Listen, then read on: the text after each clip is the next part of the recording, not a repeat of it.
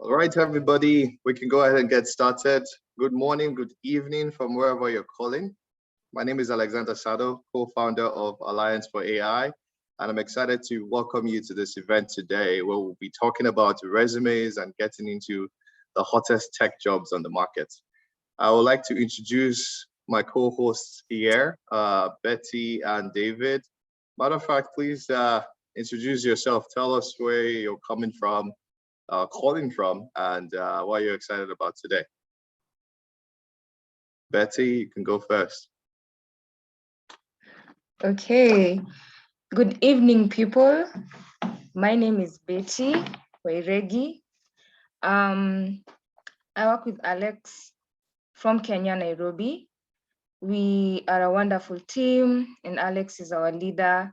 And I'm really excited to have this session here, and I know it will be insightful. I know it will be impactful, and I hope you guys already have your book somewhere, ready to take in some notes and ready to learn.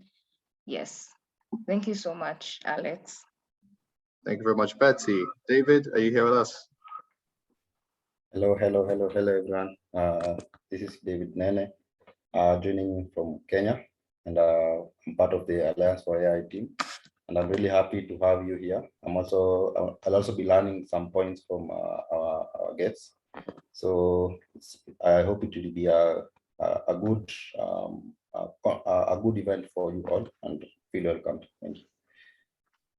Amazing. Thank you very much, David. Well, since we have a good number of people here, I'll go ahead and kick off with our intro video from Alliance4ai. It'll be about 2 minutes. So let me do here, optimize for video clip and share.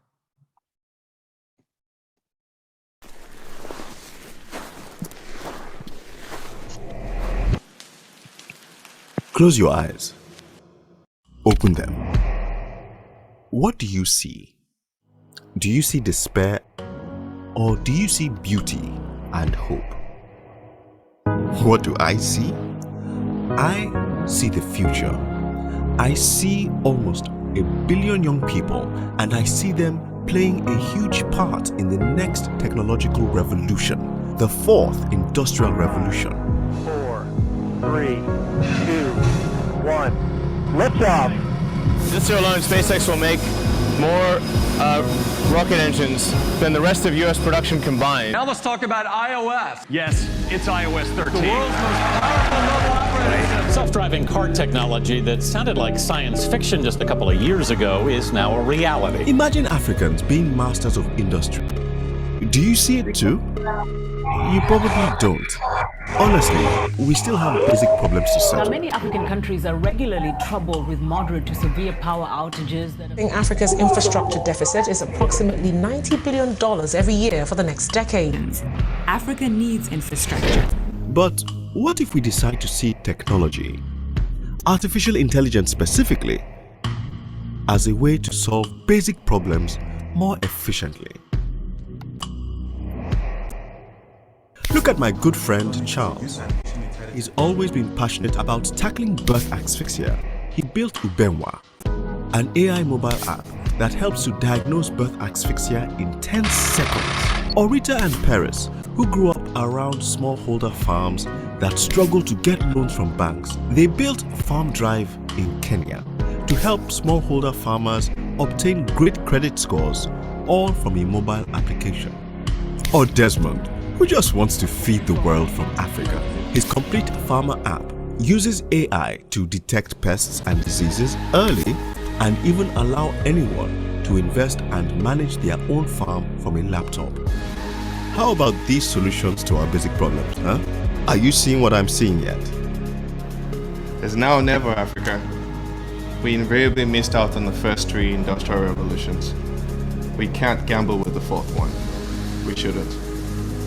Artificial intelligence is not an afterthought. It's a workable solution to our most important problems, and an enabler for our bright future.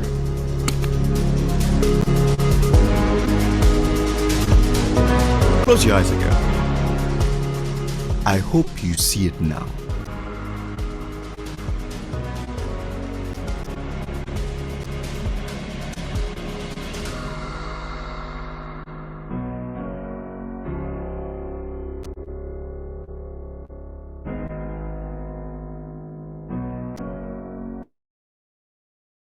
Amazing, amazing. Welcome back, everyone. Well, I hope that video was as inspiring to you as it is to me. I've loved it for many years now. And so that gives you a little intro into what Alliance for AI, Alliance for Africa is about. Go ahead and, all right, here we go. The YouTube kept running. So yes, if that did excite you and got you happy to be here, please on the chat, tell us your name, what country you're calling in from, what university or workplace you are affiliated with. We would love to learn who's in the room, as I will share just 3 slides here before we will go on and introduce our incredible recruiter. Let me see here. Okay.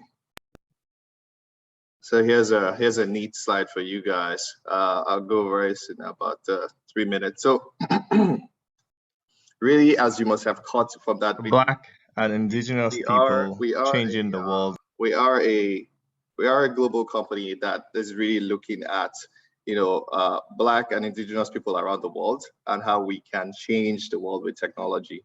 Future technologies like artificial intelligence, blockchain, and it seems like every 5 years there's something new. And our universities are usually not fast enough to pick it up. And so with our organization and the AI clubs that we help you guys form, you're able to stay ahead of technology and be incredibly relevant. That really is our dream.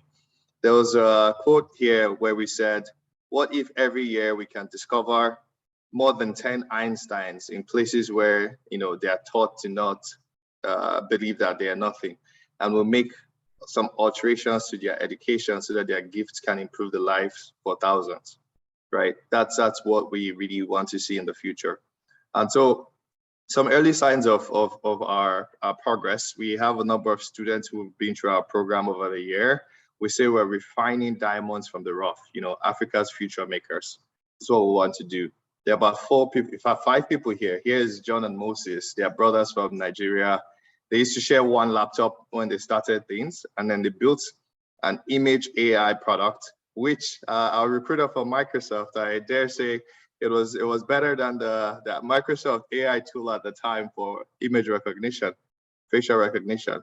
And you can see they went on to work for Microsoft. In fact, they got recruited by Microsoft in Lagos, and then moved to the UK where they live today, right? Perez is from Rwanda. She was the first person to graduate from college in her family, and has, you know, now moved. She went to work in Goldman Sachs in the UK in London as well, and after that got to do her PhD in the United States. So she's at, I think, Carnegie Mellon right now in the US, if I'm not mistaken. Martha Teye is, she was top already. But then, you know, we were able to bring her into a program, work with her, and she's eventually going to build one of Ghana's largest high school education platform that over 2 million people use. And from my most recent call with her, she's even moved to Germany now, where she's working. And the final person, Firas Baba, is from Tunisia. He was a top machine learning student from his school and his country, and he helped his country build a platform to fight against COVID-19. Truly incredible guy from an incredible class. And you can see these people are from many African countries. And very soon, we will also have some people from the US. In fact, some of them are on the call right now, the United States, people who are joining us from the US. But our stronghold is really in Kenya, Tanzania, Rwanda, Tunisia, South Africa, and Nigeria, Ghana together. Our vision is to create 100 of these clubs around the entire diaspora. And let's just show them what we can do. You know, let's show what we can do. So I'll call on Betty now to, you know, introduce us to our recruiter so we can do that. And on my side, I will start looking for all the people making noise and start. Betty. Hi, Alex. So people, kindly, if you're not speaking, kindly remain muted. We don't want to have unnecessary noise here with us. We will have a chance to talk, but not now. So unless you have something to say, please just write it on the chat. yeah, yes, I think that needs to be sorted out. But anyway, thank you so much, Alex. I'll take this time to introduce our speaker for today, Mr. Esbon Kialo. There's so much I will probably say about him, but I will let him, introduce himself with a bang. So Esbon, thank you so much for joining us. I appreciate that you've spared your time to actually come and have this session with us. So the floor is yours, Mr. Esbon. Thank you, Betty. There's not much to say about me. As you've heard, my name is Esbon Chalo. I'm a tech recruiter at Microsoft, covering Europe, Middle East, and Africa. Been in the recruitment industry 7 years now. Before I was in agency setup, so clients, working with clients in different industries, different sectors, before I switched to tech recruitment. I've been in tech recruitment for now 6 months, and so far loving it. And thank you for having me, and I really look forward to engaging and learning from all of you. Thanks. Oh, wow. Okay, just a question on that. You've been on tech recruitment for 6 months. So, like what made you do that shift? What made you decide to do that shift? Just before we continue. Well, the funny thing is, I didn't study anything to do with recruitment or HR, as you would expect. My background is actually tech. I did IT in college. I somehow ended up in recruitment. So I've always had that love for tech. And I felt that it would be a good thing to combine something that I love as well as my background. Plus, when I was working in the agency or agencies, I was still handling a lot of tech roles. It's not like I was not exposed to tech at that time. It's just that right now I'm only focusing on tech as opposed to other sectors or industries. Okay. So apologies. We were supposed to have 2 speakers with us. There was Esbon and a lady from M-kopa called Lisette. She actually sent her apologies to me, telling me that her mother has just passed away today, so she won't be with us. So we just pass our condolences to her family right now. Hopefully when we have the next session, just like this, she'll be able to be with us. So yeah, that's from Lisette. Thank you so much, Esbon. So we would like to know probably, how is the recruitment process in Microsoft? Like how many stages are there? What does the process look like? Where does it start? How does it go through? After you guys have picked in your resumes, do you guys use algorithms or do you just do it manually, just before we continue with the main session? Okay. First of all, my condolences to Lisette. Yeah, please do pass my regards.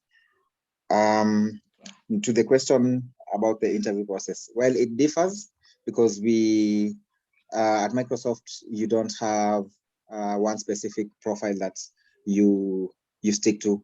You'll find that you might be working for, or you might be looking for a junior software engineer, and then next week you are recruiting for a senior program manager. The next week you are looking for a senior software engineer. So they're all varied, also depending on the hiring manager. So you'd find that some can have 4 or 5 stages, some can even have 3.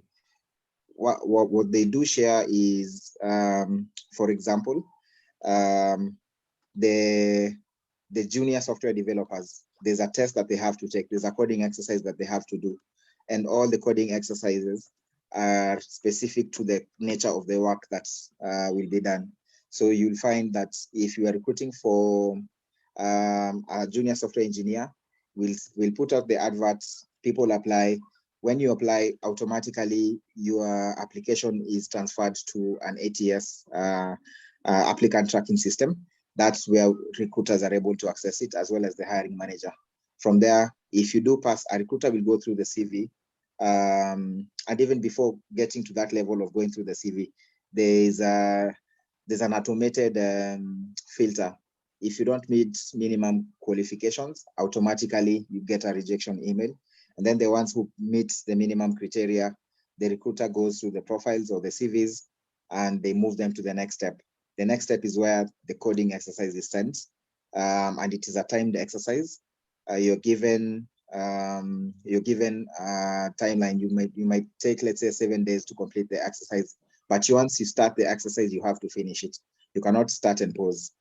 If you pass the exercise, you now move to what we call a screening, a technical screening, and this is it's not an interview exactly. It's a conversation to assess if you have what it takes to do the job, and you've just not put a lot of things on your CV, but you cannot back them up. And this is done, it can be done by the hiring manager, but mostly it's done by a member of the team that is hiring. You'll find that if they have a senior member in that team, if they have a senior engineer, for example, or a senior program manager, they will do the technical screening. If you pass the technical screening, now you move to the interviews. The nature of the interviews is we prefer to do the interviews, all of them in a day. So for example, if we have 4 candidates, you'll find we have 4 interviewers as well. The minimum number is around 4. If the talent is very, very hard to come by, or we've really struggled to find talent, then we might go for 3, but the ideal number is 4 candidates for the interview and then 4 interviewers.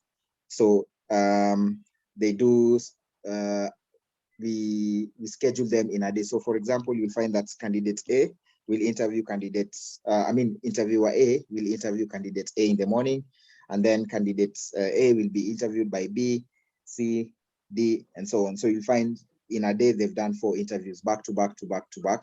The interviews are normally 45 minutes with a 15 minutes break. Sometimes we also try to spread them out maybe in 2 days so that it doesn't also overwhelm the interviewers or even the candidates. But the practice, as it has been for most of the time, for the longest time, has been 4 interviews in a day. And then at the end of the day or the next day, we have what we call a wash-up session. And this is now a session where you sit down with the interviewers as well as the hiring manager. You go over feedback, you deliberate strengths, weaknesses, if somebody is a fit, culture-wise, soft skills, technical ability, and then from there we are able to make a decision. So it varies.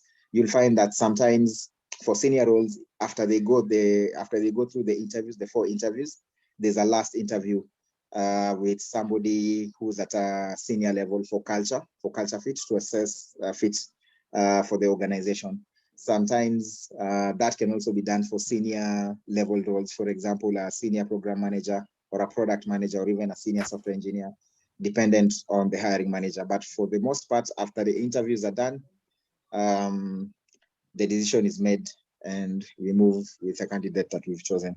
So that's ideally how the interview process looks like. It might have less stages or more depending on the hiring manager as well as the team.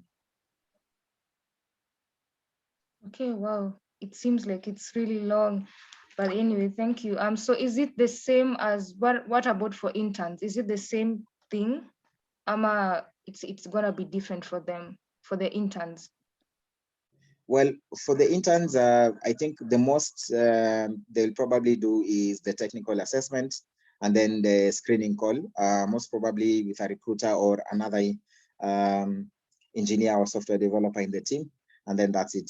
For that one, we don't need to have like the 4 interviews back to back, because that's an entry level role. So there's no need to have so many interviews. Wow. Yeah, I think most of us here, especially people in software, data science, aspire to work in Microsoft one day. So that was really nice to actually just take us through that, Esbon. Yes. So I'm gonna share my screen. So part of our session today, we were planning to actually have a practical review of a resume so that we can actually see what does a tech resume need to have. For those who are in tech and for those who want to join tech, this is for you: software development, data science, anything in relation to a tech career. So that's the next thing that we're gonna be jumping into. So just be ready with your book and something to scribble your notes just to write in. So let me share my screen. To even give them some time to get their notes. As you have your screen, you can keep it up. I will ask a quick question to Espon. All those steps you mentioned from the beginning to the end, are there some particular steps that you find applicants from Africa making the biggest mistake? Maybe you can even give us some tips and tricks there.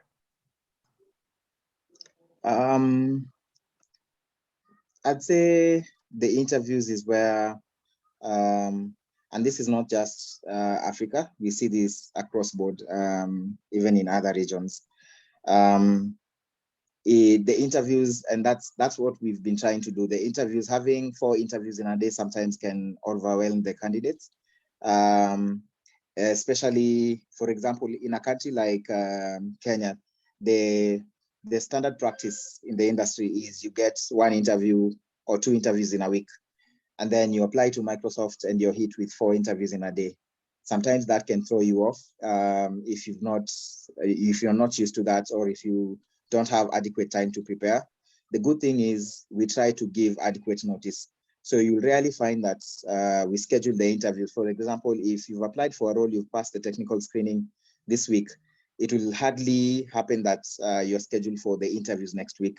We try to give minimum of 2 weeks notice so that you can adequately prepare. The other thing that we do, and this is something that I personally found new, or I experienced it the first time at Microsoft. We actually take time to prepare you for the interview.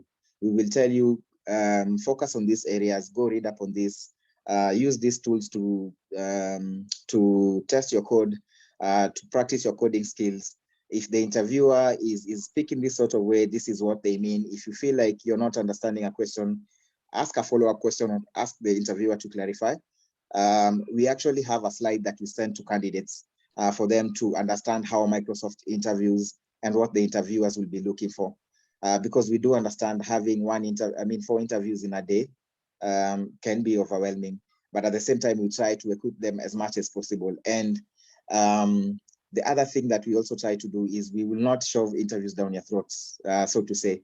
We are very flexible in terms of timelines. If you feel like you're not prepared well enough for the interview, it's okay, you can call it off and get some time to prepare and get into the right frame of mind so that when you go to the interview, you get the best out of you.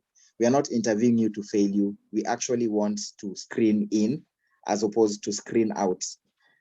So to answer Alexander's question, I think it's the interviews that most people get thrown off. And then the other bit is the coding challenge.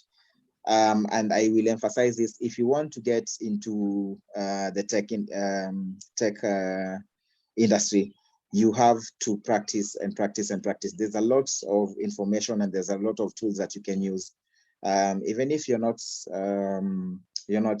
employed, work on projects, read up, practice, research as much as you can, because that's what is going to be the difference. Because if you're given a problem to solve, and this is timed, remember, you're given a coding challenge, it's timed, and you've not really prepared or you've not researched, then it's going to be difficult for you.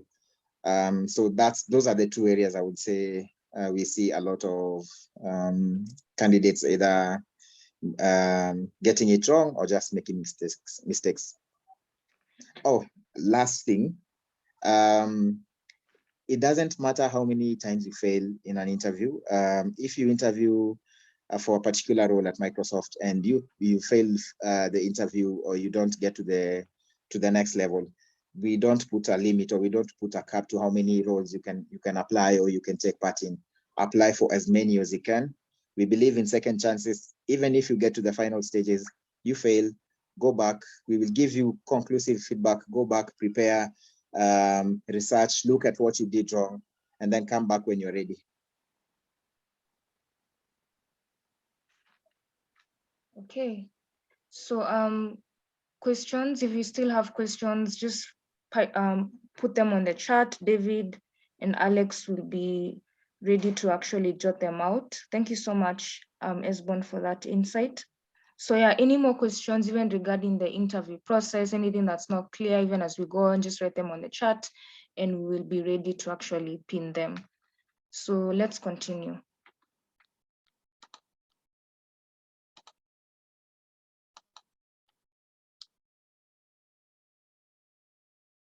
I hope my screen is visible. Alex, just give me a heads up if my screen is visible. Yes, it is.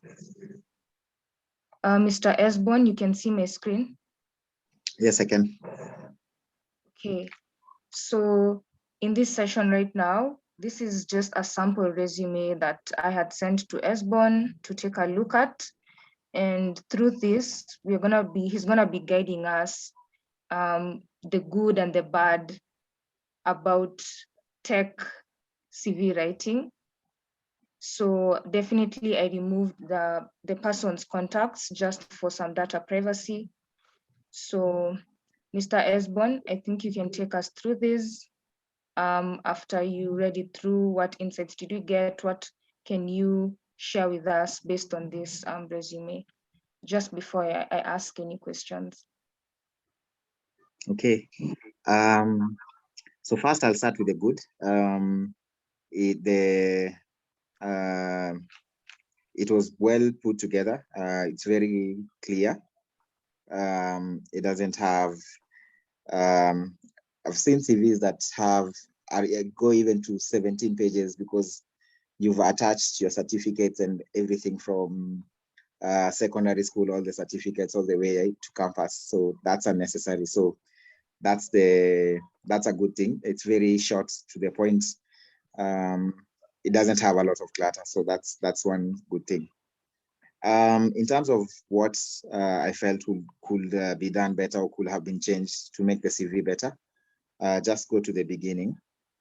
Okay. If you go through the personal statement, and even from the title itself, this talks about a personal statement. I find it very generic, and it just uses a lot of words, but doesn't, and allow me to be honest, it doesn't say anything. It doesn't say anything. If you read that statement, the only thing that stuck out for me was the line starting highly skilled, helping organizations grow and make sense of big data through data analytics, data visualization, and then that was it. The rest is very generic. It doesn't point to anything. If this is going to be a personal statement or a career summary, try be authentic. For example, you will talk about, say, I'm currently a student, or I've recently graduated with XYZ course from this and this university. My passion lies in this, or these are the areas that I enjoy working in. I've worked on XYZ projects. This is what these are the results or the outcomes of those projects that I've been involved in. You can even talk about something that you do as voluntary work, and even a bit of personal life. You can say, this is what I like when I'm not working. I like to lay back, watch a movie, or even travel. That's a personal statement that will make the person reading it they will get a preview of you. And I know this is a practice. Even in Kenya, you find that the summary or the personal statement, you put words like, I work under pressure, I work under minimum supervision, excellent team worker. How do you quantify that? Those are just words. How am I able to quantify that you're a team worker through a personal statement? But use that personal statement to sort of catch the recruiter's attention, or the person going through the CV. They can get, this is a kind of person that I would like to meet, or I would want to interview, because the aim of the CV is to get them to want to know you more. Because if I'm looking at the CV and it interests me, I want to contact you. That's how you get your foot into the door. And then it's very long, but it's not very specific, and it doesn't have any weight. That's what I thought. Okay, so I know some people may be wondering a personal statement, but I think in most cases it's titled profile, right? Yeah, profile. People use all manner of terminologies: career summary, career profile, personal statements. So as long as the aim or the content is what will matter, and you sort of give the person looking at that CV a preview of you or who you are, then that's fine. Okay, so I think we can go to the second part where the person listed their key skills and achievements. So what can you tell us about this part? This I don't have an issue with this. It's not bad, it's okay. But then if you're putting, make sure that any skill you put, you can back up. I've seen developers or engineers put almost 20 skills, and then when you get to the interview, we are given a code or a problem to solve using a certain code, you can't come up with anything. If you're going to put something on the document or the CV, please make sure it's credible, because you might find that the reason why you've been contacted or they're interested in you is what you put in the CV. And if you just put it there to inflate what the CV says or how you appear as a professional, then that's a very fast way to fail an interview. Plus, the second bit, key skills, and then treasurer. I will put that as after education, as other activities, because that's sort of something you do, like what I talked about with volunteering. Yeah, that's what I think. Okay, so just on that, you've mentioned something, and I just want to ask, like, what is the best layout? So definitely the first thing we need to start with is our profile. So what comes next? Do we go immediately to professional experience? Do we go to projects? So what will be like the best layout so that we can have something that when a recruiter looks at, there's a flow, so that we don't have something like this part of the treasurer coming in here and it could have been placed, maybe it was a volunteering thing that the person did. So we don't have that mix up. So what kind of flow is best?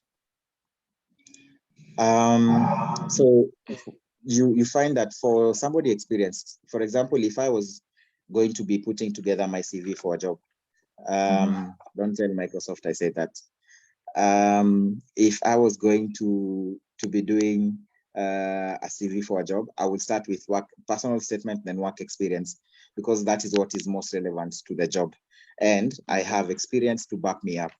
In the case of entry level, or you're just starting out your career, you can do what the person writing the CV did. You can start with a personal statement, go with the skills, your training, and even projects. Just put things that will make you or show that you are actually driven, you're ambitious, you're a performer, even though you don't have the experience, but you've actually worked on a few things that are relevant to the job, because you don't have experience at that time to use. Okay, that's noted. So moving on. So after this was professional experience. So I think she started with her achievements, then went to her professional experience, which I think it's also credible for us to write down experiences tailored to what we are, interviewing for. Is that right, Esbon?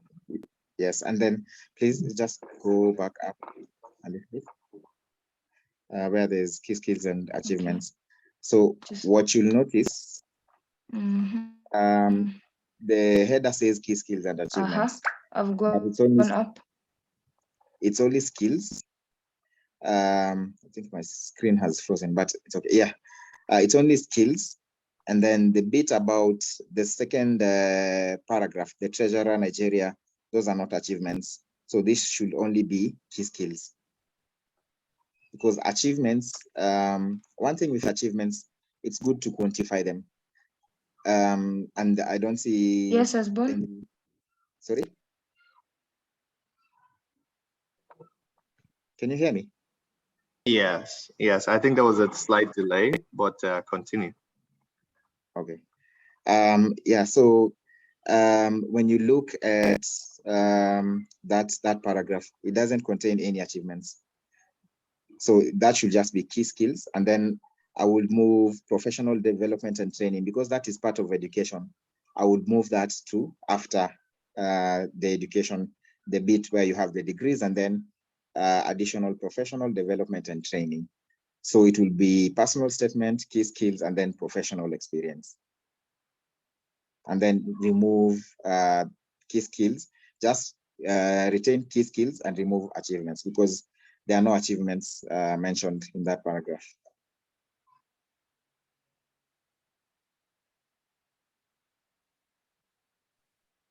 Fantastic, very good. Betty, she did mention that it was breaking up on her side. Betty, is it still working for you? Can you hear us?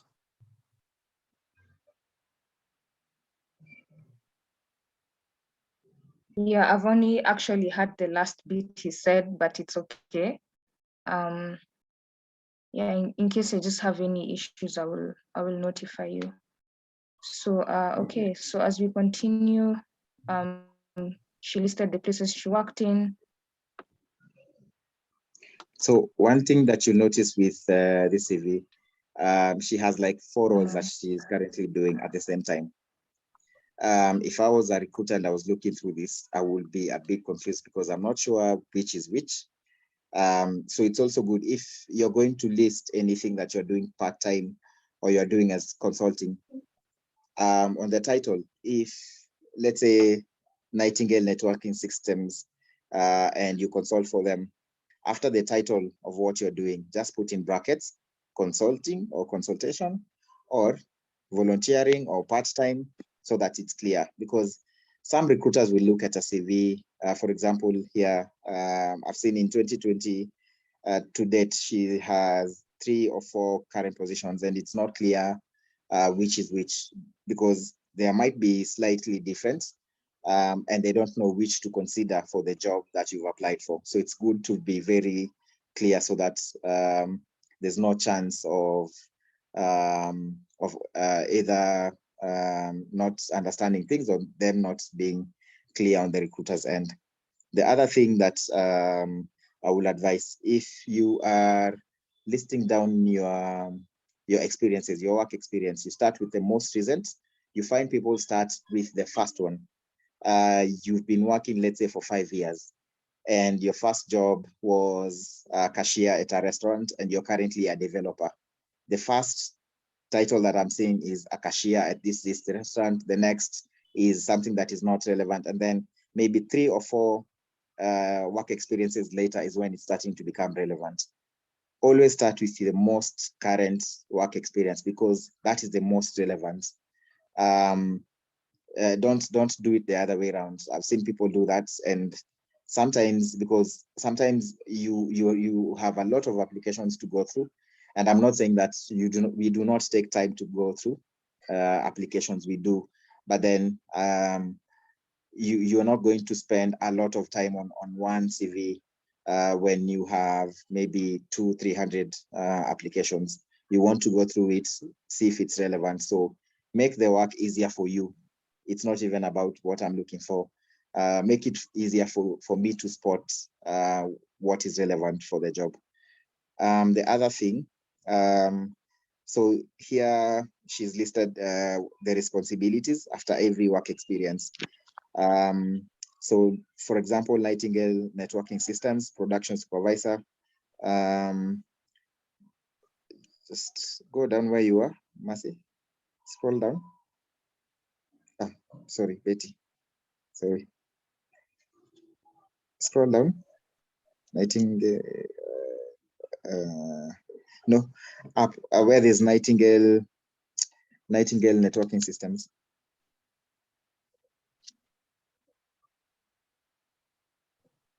Okay. There, yes. So Here it says supervised production of nightlight, mosquito, leather group. So this is what you are doing, what your job entailed. But then for me as a recruiter, yes, this is just the normal. You come in, do your work, then leave in the evening. But then what makes you stand out from all the other applicants? The difference is now the achievements. For example, here, the second bullet point, led a group of marketers on sales of the Nightlad mosquito repellent. If I was to write achievements, I would list the responsibilities first, and then after the responsibilities, list achievements. I would say achieved X number of sales or sold X number of units within 6 months, being the top seller and bringing in X revenue. Apart from just saying that you actually were just doing what you are charged with doing in the job, you've also demonstrated that you did it well and you were able to get a good result for the organization. So don't just put responsibilities only. After the responsibilities, and this is for most of the work experiences, after the responsibilities, list the achievements, and please use figures. Don't say I was the top salesman. Yes.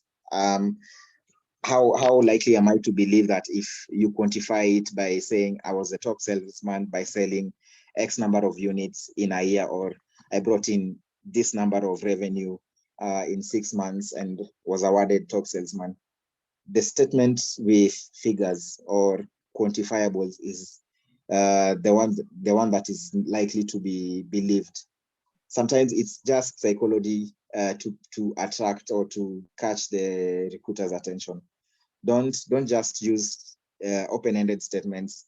I did, executed, did this. Put something quantifiable that the recruiter can look at and see that this is a person I would want to interview. And that's for all the experiences. Very, very cool. Well, thank you so much for dissecting this resume, Esbon. We could actually go on to the second resume and have a look, unless there are some key things on this one you still want to talk about. Last point. So, for example, here there's Obison Nigeria Limited, 2005-2008. Now, if you look, let's say this person applied for a job today. It's 2022, 2005-2008. That's 14 years ago. I doubt a recruiter or a hiring manager would want to dig into something you were doing 14 years ago. If you apply for a job you've been working for, let's say 10 years, there's no need to put all these details. For example, with Obison Nigeria Limited, there's no need to put the bullet points because already that's not relevant to what you're applying for today. It's good to just put the title, the company, and the period, but avoid the bullet points. They'll just make your CV unnecessarily longer. Yes, that's right. Very, very good to learn. Let me pop up the second resume, and we take some 5 minutes to look at that. So if I open this, there we go. So do you see it? Yeah, it's a bit unclear, but I can see it. Okay, let me actually open it a different way and make it bigger. One moment.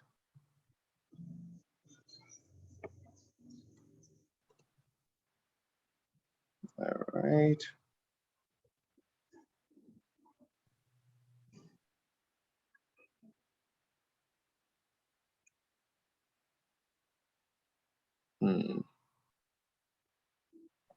Yes, give me 30 seconds here. No.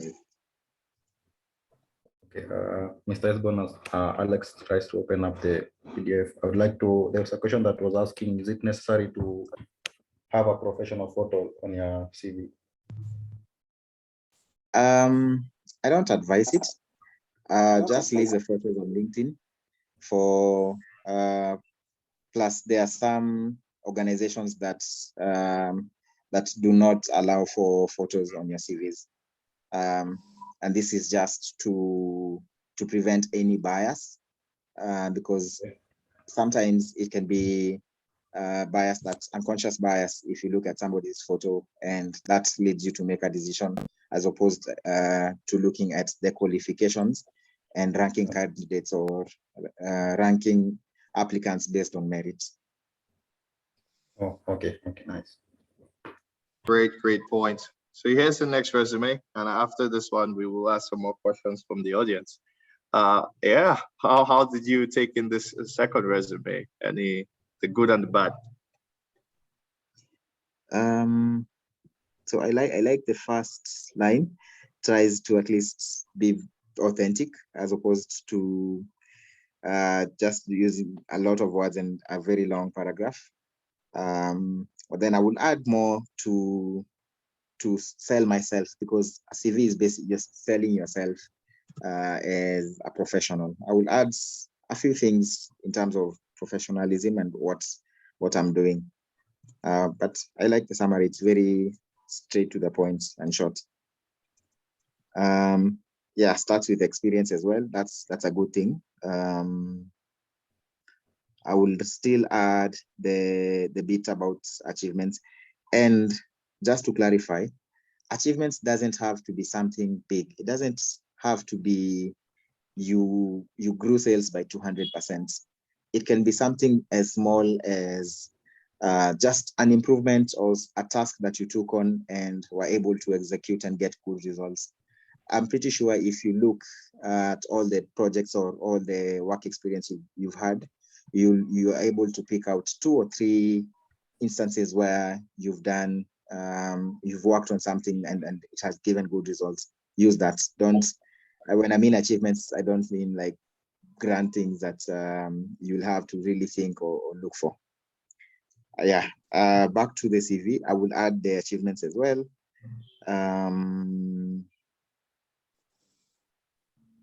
I can see the bit about African, the responsibilities. Oh yeah, I will, yeah, better. I will still add that, but then I will also elaborate. So if I say installation of electric meters, is that a specific brand or specific project? Don't leave things very vague as well. Say installation of electric meters in this project or in this area, and you don't have to break confidentiality of the employer. You don't have to go into details. You can just talk if it's a project or this brand of electric meters, because sometimes sometimes as a recruiter, you are looking for very, very specific set of skill. And if I'm looking at the CV, like this CV, I'm not sure if what I'm looking for is there or not. So it's also good to be very specific in terms of what you are doing or your responsibilities. Also, I've not seen anything to do with skills. Oh yeah, here they are, yeah.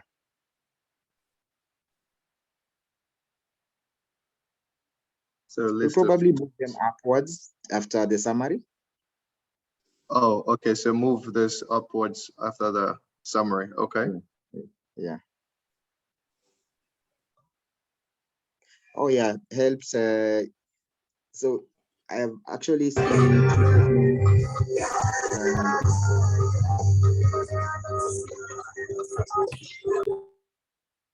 all right, muted. The last 2 statements with the first work experience, those ones are actually achievements, but you see they get lost with the responsibilities. It's hard to tell. So just put a header or a title in between the responsibilities and achievements just to draw somebody's attention.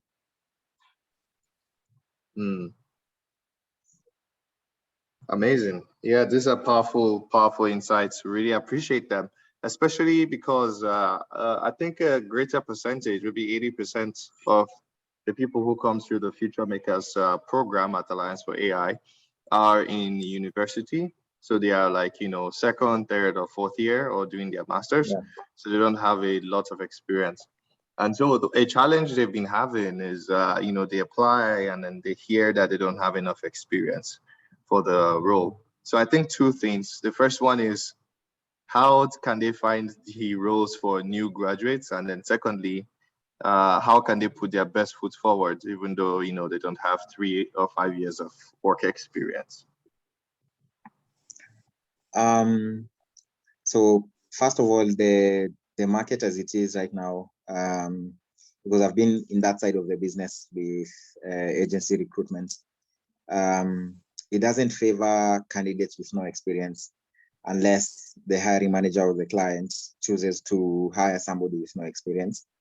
And that's something that we are trying to change, but these things don't change over time. It's just a very strong bias towards experienced people, which is unfortunately, but we are trying to change that. In terms of putting the best foot forward for the entry-level jobs, and you don't have to have a lengthy CV. I think that's one misconception. You find that people use huge fonts, you're leaving gaps in the CV just to make it look long so that you look more qualified. It doesn't work like that. It's more on the content than the length of the CV. The content, that is on the CV. So talk about projects. Like I said, if you don't have work experience, it's okay. You can start with the personal statement, go to skills, go to education and trainings, and then talk about with a work experience. And this doesn't have to be, for example, if you were working in a restaurant during campus and you've graduated and you're looking for a job, it's more on the skill set. Don't be afraid to put that there. Say you were working at a restaurant, this is what you are doing, because sometimes we want to omit that, especially in the beginning when you're looking for entry-level jobs, but it's more on the skill set. If you are, let's say if you are working at a restaurant as a waiter, a cashier, you have to practice patience with the clients. You have to have good customer service. You have to communicate well for you to serve clients. So it's more on the skills. Use that as a strength. Do not be afraid to use even the informal jobs, because those are what count as your experience, because you don't have any formal working experience, but you also worked, you've worked as well. So you have that experience, you've interacted with clients, you've gained some skills in the informal jobs. So use that to market yourself or to show that you actually have some skill set that you can use as opposed to starting from zero. And I think that's part of the reason why most employers will go for experience, because with experience, it's tried and tested, as opposed to having to start training somebody from scratch, which is what they avoid. So use that. And also use anything. If you're working on a project, and I'm talking about projects a lot because tech has a lot of projects that you can work on the side. It doesn't have to be that you're employed. Go into GitHub, go to, there's a site called LeetCode, LEET code. There's HackerRank. Practice coding, go out there, do small projects. Right now, there's a lot of focus on e-commerce, building websites. Work on projects that will sharpen you and will help improve your skills, because those skills are what you're going to use in the job. And when you work on those projects, please put the links. If it's public, list down the projects. Say these are the projects that I've worked on. These are the links. They're on GitHub. The website is running. You can check it out here and here and here. It makes it easier, even for the hiring manager or the recruiter. If they want to see how good your work is, they just go to the links. So that's how you are able to market yourself, even from an entry-level perspective. That is amazing. That is amazing. Actually, even amazing promotion for the Alliance for AI FutureMakers program, because we found out that, you know, a lot of our members, they have this issue, like you're saying, they've not had full work experience.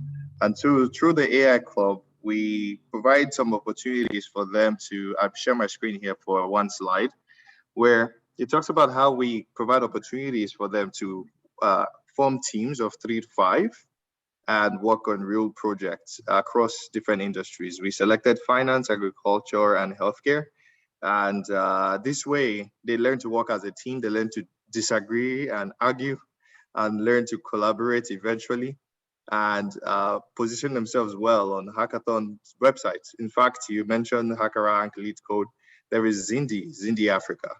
And so they work on projects on Zindi. And after that, they can write it on their resumes, because now they've had an opportunity to work not just alone, but with a team, and actually see what it's like to work in a team and lead a team. They usually get into that after 3 months of learning. They learn first, and then they work on project teams. So on the call, you have a few of the people who've been, you know, working on a project team. And, you know, hopefully the goal here is we help you guys boost your professional profile. Your LinkedIn will be better, your GitHub, you would have written some articles and make yourself a lot more of interest to recruiters. So we're coming close to the end of time here. And of course, there's a link posted on the chat in case you want to join us too. So shameless plug there. Esbon, now Yes. you are on a call with 30 people. Well, you are one of the 30. So let's say about 25 future makers, or at least aspiring ones. Do you have any jobs for us in software engineering or data analytics or data research? Because those are what the people here are doing, so they can go and apply. The answer is yes. I mean, we are always looking for tech talent, and not just us. I think if you follow tech news, you'll see that the big tech is coming to Africa in a big way. Google is setting up. Funny, they've poached from us as well, so it's about to get interesting. Amazon is setting up as well. Visa also set up a lab recently. MasterCard has been having a lab here for a while. So it's exciting to be in the tech industry. And it's just about positioning and working to improve your skills and polish up on your skill sets to be ready for that next opportunity. But to answer your questions, yes, we do have opportunities. I don't think I have the link right now. There's a careers link, careers.microsoft.com. Please visit that page. Go through the roles that we have open at the moment. We also have a program for internships and sort of a graduate trainee program. I need to confirm exactly when it kicks off, because I know there was a cohort that just graduated the other day. But yes, we have a lot of opportunities. Please research, go out there. If you send me a connection on LinkedIn, and also be proactive. The other thing about positioning yourself is being proactive. Reach out to recruiters, reach out to hiring managers, tell them, look, I've seen this job. I really feel that I'm suitable for this job. And the reason why is because I have this skill set, I've worked on this. I feel like I could be a good fit for this job. We'd be surprised that there are people that we've actually hired that way. They just got into the DM, said, look, I've seen this role. I am really confident that I can interview. And when the recruiter looks at your CV and your profile, you move to the next stage, you interview, and hopefully you're picked. So be proactive as well. And then the other tip, don't have one CV that you apply for all the jobs. That's a misconception or a big mistake that job applicants do. And even I used to do that at the beginning before I saw the light. Tailor your CV. If you're applying for a data science role, it will not be the same as a software engineer position. Just take some time to tailor your CV according to the job. You already have a JD. I mean, the JD is a cheat sheet. They say exactly what they are looking for. Use that JD to tailor your CV. And this is not cheating, it's just doing research. Put yourself into that position to be picked. I'm sorry, I answered your question and talked about so many other things. Oh no, it's beautiful. It's the kind of things they've been looking for. In fact, I promise only 2 more questions. I know we're over time, 2 or 3. This, when you see a job role posted, how do you find out the recruiter connected to it, or does it not matter, right? If Microsoft posted it, you can just try to find any Microsoft recruiter on LinkedIn. Is that the way? So we have a huge team of recruiters, and we cover quite a huge region. So it's difficult to find out. We actually don't put it on the careers side, but we are able to see it on the applicant tracking system, who's been assigned that role. And the reason for that is, as I said, we have quite a number of recruiters, and they are specific. They are focused on specific industries or sectors. So for example, with myself, I only do engineering, and engineering is the software engineers, product managers, and the likes. I don't touch anything to do with hardware, UI, UX, that's another team. When it comes to sales, admin jobs, that's another team. So at the moment, the team in Africa, the recruiters in Africa only focus on engineering. So most probably the roles that you'll be looking for will be working with African recruiters or Europe. But if you see a role, feel free to reach out, say, I've applied for this role. I can look who's a recruiter, put in a word and see if they take you to the next level. Amazing. Like I said, be proactive. Amazing. Thank you so very much. I'll be bringing this to a close. Betty, you did raise your hand. Hi. Yeah, I have a question. So you've talked about tailoring your CV according to the role that you want. So let's say there's someone who's been in software engineering but wants to join data science. So how can that person use maybe the software engineering experience to maybe add on to the data science? How will that person do that? Well, you'll find that the two share similarities, of course. They might be different, but they have some similarities. And with the data, you said data science or data analyst? Data Both, science, actually. data analytics, Yeah, we have people within our group who are trying to do both, data analytics and data science. Okay, so look at the job. Like I said, the JD will tell you exactly what they're looking for. If it says work with large sets of data to do X, Y, Z, and you've done that as a software engineer, that's what you need to focus on. You put that in your responsibilities, put that in the achievements, because that's what I'll be looking for when I'm comparing against the JD. All right. Okay. Amazing. We'll bring it to a close here because of time. Esbon, if there's any links you can share with us later, we will share with the rest of the group so that they can apply. We have a WhatsApp chat for FutureMakers. And all those who want to join, please use the links that have been shared. Esbon, thank you so very, very much. If we're in person, we'll ask for an applause for you. In fact, here, people, you can give an applause where you are. I will give one here. Thank you very much, Esbon. Thank you. I'm happy to help, and all the best in your job search. And if there's anything we can do, please let us know. Amazing, amazing. People who are here uncomfortable, I want to put on their video so I take a screenshot. Please, I'll give you 20 seconds. Within 20 seconds, I'll take a screenshot and mark this. So, who is joining me? Am I the only one with my video?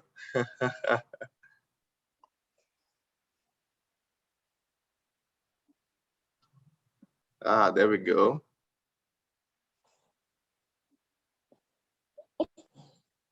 Yeah, here are all the tech folks. I should have given 1 and 2. I went and did my own makeup, so I look great.